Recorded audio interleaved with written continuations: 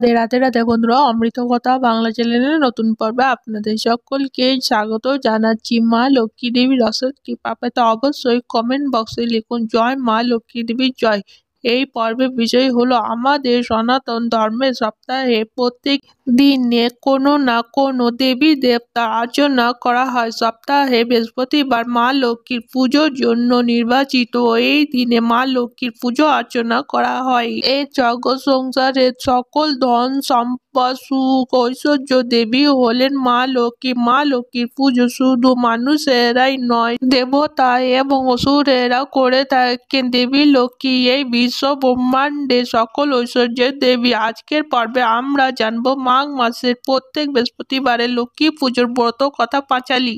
এছাড়া জানবো মাঘ মাসের প্রত্যেক বৃহস্পতিবারে কিভাবে আমরা লক্ষ্মী পুজো করব। আসুন জেনে নেওয়া যাক। প্রথমে পাঁচালী, তারপরে লক্ষ্মী পুজোর বিধি, সবটাই জানবো এই ভিডিওর মাধ্যমে। ভিডিওতে যাবার আগে অমৃত কথা বাংলা চ্যানেলটিকে অতি অবশ্যই সাবস্ক্রাইব করুন, লাইক করুন, শেয়ার করুন, আধার্মিক নোটিফিকেশন ঘন্টাটি বাজিয়ে দেবেন। জনক রাজার উপখান দিল্লিতে আছিল এক দুর্ধর্ষ রাজন, অবিচারে করিত যে প্রজার পালন। এই রূপ অত্যাচার দিনগত হয়, তবুও সে রাজা নাহি জ্ঞান উপায়।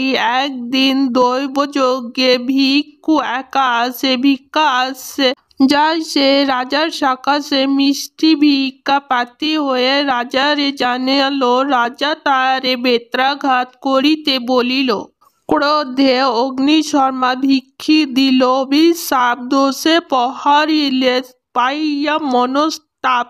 তারে তখনও তুমি চিনিতে পারিবে, লক্ষ্মী ছাড়া হয়ে যাবে পথেতে ঘুরিবে। এত বলি ভিক্ষা তার অতহিত হলো, সঙ্গে সঙ্গে রাজার লক্ষ্মী বিদায় লইল।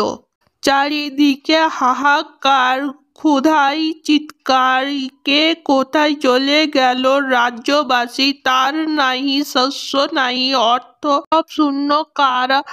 মহামারী হাহাকার, রাজ্য শূন্য।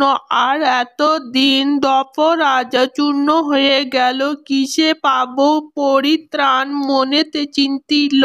অন্ন নাহি বস্ত্র নাহি, ভিক্ষা মাত্র সার। লক্ষ্মী ছাড়া হয়ে আসি ঘুরি চারিধার, ভিক্ষার অভিশাপে কথা জাগিল মনেতে। কোথা গেলে দেখা হয় ভাবি সদা চিতে। ক্ষুধায় কাতর রাজা কাঁদিতে লাগিল, হেন কালে সেই ভিক্ষু তথা আসিল। রাজা অবসর হেরে ভিক্ষু হৃদয় ফাটে, বলে রাজা অতি দর্পে, এই তব ঘটে মর্জনা কর বলি ভিক্ষু পদতলে। পরে রাজা আছিরিয়া ভিক্ষু তারে বলে, অত্যাচার নির্যাতিত করেছ প্রজারে, লক্ষ্মী ছাড়া হয়ে তাই রয়েছ ধরায়। এখনো যদি চাও তুমি আপন মঙ্গল, পুজো লক্ষ্মী হবে দূর অরিষ্ট সকল। সেই দিন হতে রাজা লক্ষ্মী পুজো করে, রাজ্যর মধ্যে শান্তি এলো, আনন্দ অপারে। অর্থ মাঘ মাসের প্রত্যেক বৃহস্পতিবারে লক্ষ্মী পুজোর ব্রত কথা পাঁচালী এখানেই সমাপ্ত হলো। এখন আমরা জেনে নেব লক্ষ্মী পুজোর বিধি। প্রত্যেক বৃহস্পতিবারে লক্ষ্মী পুজোর বিধি খুব সামান্য। এই পুজোর জন্য কোনো তিথি নক্ষত্রের শুভ অশুভ বিচার নেই। প্রতিবারে সধবা স্ত্রী লোকেরা স্নান আদি সমাপন করে শুদ্ধ হয়ে পুজোর জন্য যে স্থানটি নির্দিষ্ট হবে সেই স্থানটি ভালোভাবে পরিষ্কার পরিচ্ছন্ন করে আলপনা দেবেন। আলপনা লক্ষ্মী পুজোয় অবশ্যই দেওয়া উচিত, আলপনা ছাড়া কিন্তু মা লক্ষ্মীর পুজো অসম্পূর্ণ। এছাড়া লক্ষ্মী পুজোতে পাঁচালী পাঠ করতে হয় অথবা পাঁচালী শুনতে হয়। আলপনা দিয়ে ধূপ ধুনা প্রদীপে আলো জ্বালিয়ে পবিত্রভাবে পুজোতে বসবেন। লক্ষ্মী পুজোর আরও একটি নিয়ম হলো ঘট স্থাপন। ঘট স্থাপনের জন্য কাঁসা, পেতল, তামা অথবা মাটির ঘট ব্যবহার করবেন, কিন্তু বৃহস্পতিবার লক্ষ্মী পুজোতে বা যে কোনো পুজোতে ঘট স্থাপনের জন্য স্টিল ব্যবহার করবেন না, অ্যালুমিনিয়াম ব্যবহার করবেন না। লোহা দিয়ে অলক্ষ্মীর পুজো করা হয়, আর স্টিল লোহা থেকেই তৈরি হয়। এই কারণে ঘট স্থাপনের জন্য কখনোই অ্যালুমিনিয়াম বা লোহা বা স্টিলের বাসন ব্যবহার করবেন না। স্টিলের ঘটি বা নিয়মময় পাত্রে গঙ্গার জল নিতে হবে। গঙ্গার জল যদি না পান তবে পরিষ্কার জল পূর্ণ করে তার উপরে একটি আম শাখা, সবুজ ডাব, কলা দিতে হবে। যদি কলা না পান তাহলে হরিতকি দেবেন এবং সিঁদুর দেবেন। সিঁদুর দিয়ে মঙ্গল চিহ্ন আঁকবেন। ঘটের নিচে মাটি দিয়ে তার ওপরে ধান দেবেন এবং ঘটি স্থাপন করবেন। প্রত্যেক বৃহস্পতিবার মা লক্ষ্মীর পুজোর জন্য আপনার সাধ্য অনুসারে ফল মূল সংগ্রহ করুন। মা লক্ষ্মীর পুজোতে আতপ চালের নৈবেদ্য এবং বাতাসা দিতে হয়, এই দুটি অবশ্যই দেবেন। সন্দেশ মিষ্টান্ন দিতে পারেন। পান সুপারিরও প্রয়োজন হয়, সিঁদুরের প্রয়োজন হয় এবং দ্রব্যগুলি সাজিয়ে পুজোতে বসবেন। পুজোর শেষে প্রসাদ বিতরণ করবেন। সধবান স্ত্রী লোককে সিঁদুর পরবেন নিজেরা এবং অপর অথবা রমণীদেরও পরাবেন। সধবা রমণীরা হাতে দূর্বা নিয়ে ব্রত কথা শুনবেন অথবা পাঠ করবেন। মা লক্ষ্মীর পুজোতে ঝিঁটি ফুল এবং ঘণ্টা নিষিদ্ধ, তবে লক্ষ্মী পুজোতে উলুধ্বনি এবং শঙ্খ অবশ্যই বাজাবেন। বিশুদ্ধ হয়ে পুজো পদ্ধতি কিভাবে করবেন? বিশুদ্ধ পরিধান করবেন।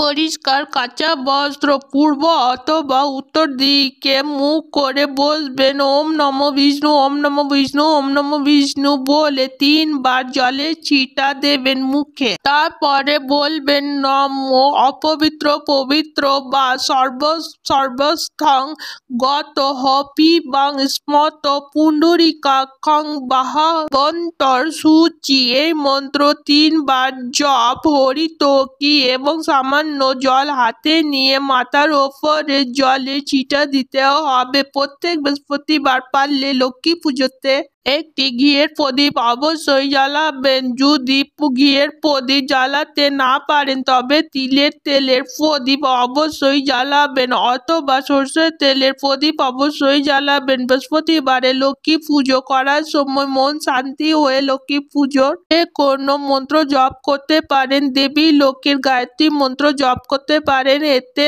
দেবী লক্ষ্মী অত্যন্ত সন্তুষ্ট হন। দেবী লক্ষ্মী পুজোর সময়ে হলো সকাল 9টার মধ্যে। সকাল 9টার মধ্যে যদি পুজো সম্পূর্ণ করতে পারেন তাহলে খুবই ভালো। দুপুর বেলায় পুজো করবেন না, দুপুর 12টা বা তারপরে পুজো করবেন না। এই সময় দেবতাদের বিশ্রামের সময়। দেবী লক্ষ্মী পুজো করা আরো একটি আদর্শ সময় হলো প্রদোষকাল। প্রদোষকালে যে কোনো পুজোর জন্য উপযুক্ত সময়। প্রদোষকালে পুজো করতে পারেন। এই পুজোতে মা লক্ষ্মী সন্তুষ্ট হয়ে থাকেন। প্রত্যেক বৃহস্পতিবার ছাড়া মা লক্ষ্মীর পুজোর জন্য পূর্ণিমা তিথি অত্যন্ত পবিত্র তিথি। মাঘ মাসে পূর্ণিমা তিথিতে মা লক্ষ্মীকে পুজো করার সময় নারকেলে তৈরি যে কোনো ধরনের মিষ্টি নিবেদন করতে পারেন। নারকেলকে বলা হয় শ্রীফল, এটি মা লক্ষ্মীর অত্যন্ত পছন্দ করেন। দেবী লক্ষ্মী আরেকটি নামই হলো শ্রী। দেবী লক্ষ্মীর পছন্দের ফলই হলো শ্রীফল, নারকেল, নাড়ু। মাকে দিতে